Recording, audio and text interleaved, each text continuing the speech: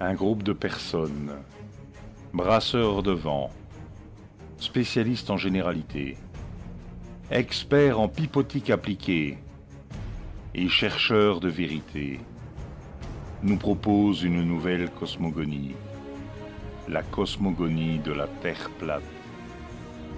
Sauf que les planétariens, dotés décidément d'une imagination fertile, n'hésitent pas à inventer n'importe quoi concernant la Lune et le Soleil et de mettre toutes leurs élucubrations sous forme d'animation 3D. En voici une présentée par Skyline Toxic, aussi connu sur le nom de Sirius Turbine, puisqu'il est l'un des découvreurs des 6 ou 8, on ne sait plus très bien, mais enfin, d'un nombre certain de turbines dans Sirius qui génèrent un certain magnétisme. Le résultat est assez cocasse, il faut bien l'avouer, sachant que, même du temps des Grecs, il y a plus de 2000 ans, ça n'aurait pas tenu la route une seule seconde. Nous tenons à prévenir les planétariens de notre auditoire que la méthode qui suit comporte un calcul mathématique et un sinus, donc est un peu plus compliquée et plus difficile d'accès que la méthode grand pipeau du calcul de la distance Terre-Lune, appelée aussi la preuve absolue du maître ruban sur vidéo YouTube. Donc à vous de voir parce que ça commence dans 3, 2, 1... Rigole pas.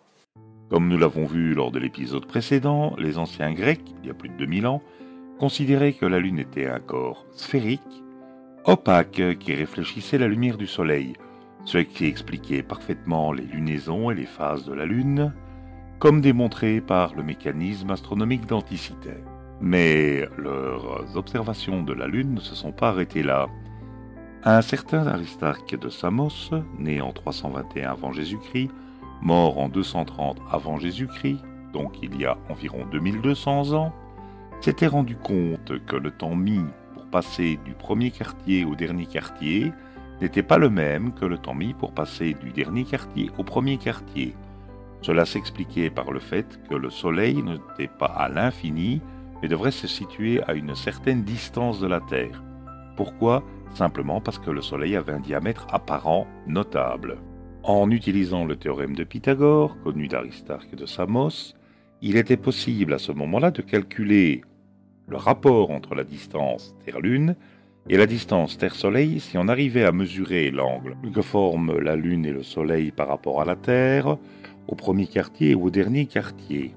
La mesure de cet angle est évidemment fonction de la différence de temps entre le premier quartier au dernier quartier et le temps mis pour aller du dernier quartier au premier quartier. Nous allons voir cela d'un peu plus près. Le temps mis pour passer du premier au dernier quartier est de 14 jours, 18h35, soit 21 275 minutes. Le temps d'une lunaison complète est de 29 jours et 12 heures, soit 42 480 minutes. On constate que le temps mis pour passer du premier au dernier quartier, 21 275 minutes, n'est pas la moitié du temps mis pour une lunaison complète de 42 480 minutes. Pour calculer la valeur de l'angle A, on la calcule de la façon suivante. 360 degrés que multiplie le rapport 21 275 divisé par 42 480 moins 2 fois l'angle A, et ce doit être égal à 180 degrés. En faisant le calcul, nous avons 360 fois 0,5 0082 moins 2A égale 180 degrés, soit à dire 180,2967 degrés moins 2A égale 180 degrés.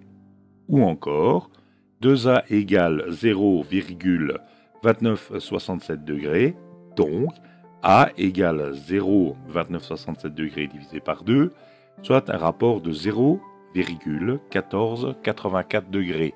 C'est un angle très petit, mais il nous permet quand même de faire le calcul du rapport de la distance Terre-Soleil.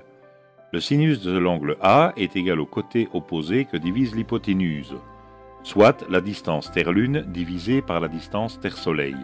Si nous posons que la distance Terre-Lune égale 1, nous avons que la distance Terre-Soleil égale 1 que divise le sinus de l'angle A, soit 1 que divise le sinus de 0,1484 degrés, soit à dire 1 divisé par 0,002589, ce qui donne un rapport de 386,3377 fois la distance Terre-Lune. Il y a 2200 ans, Aristarque avait trouvé une valeur plus petite parce qu'il était dans l'impossibilité d'avoir une précision suffisante entre le temps mis pour passer du premier au dernier quartier et le temps mis pour passer du dernier au premier quartier. Il pensait qu'il s'agissait de presque un jour, alors qu'en fait il s'agit de 70 minutes. Mais ça n'enlève rien à sa déduction, qui prouve, sans faute, que le Soleil se trouve plus loin de la Terre que la Lune. Donc les anciens Grecs, il y a plus de 2200 ans, savaient déjà que la Lune est un corps solide, sphérique, qui réfléchit la lumière du Soleil, et que le Soleil se trouve à une distance finie de la Terre, qui est plus grande que la distance de la Terre à la Lune. Ce rapport est d'environ 400 fois. Cela signifie aussi que le Soleil ayant le même diamètre apparent que la Lune, que le diamètre réel du Soleil est 400 fois plus grand que celui de la Lune. Donc il suffirait de pouvoir calculer par un moyen simple le diamètre de la Lune pour connaître le diamètre du Soleil. Il serait peut-être temps que les tenants de la Terre plate se rendent compte que leur cosmogonie a été débunkée il y a plus de 2 millénaires par des philosophes grecs qui n'avaient pas accès à une théorie officielle, ni à des formules mathématiques compliquées, ni à des livres sacrés qui seront écrits quelques 1000 ans plus tard, ni à la NASA, ni à des images haute définition de la Lune, ou des planètes, ou encore d'une station spatiale en orbite autour de la Terre.